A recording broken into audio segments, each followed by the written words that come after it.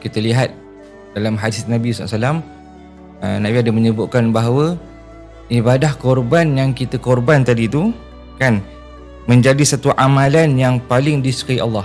Maksudnya apa? Kalau kita ni tak pergi haji kan, ibadah apa yang paling afdal, yang paling dituntut waktu Aidil Adha? Iaitu kita melaksanakan ibadah korban. Bagi kita yang berada di sinilah. Maka dalam kita buat ibadah korban, Allah Ta'ala bagi kita kelebihan. Yang mana binatang yang kita korbankan tadi tu kan, sebelum yang kita korban tadi tu, Allah Ta'ala akan bagi nikmat, diluarkan rezeki kita. Itu yang pertama.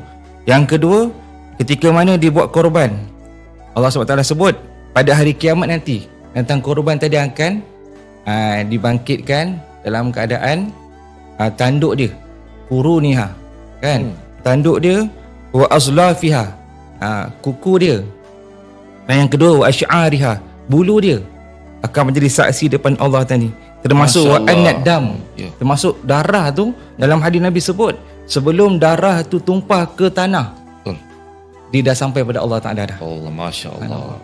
Maksudnya apa? Allah tak nak, Allah tidak berhajat pada darah, bukan.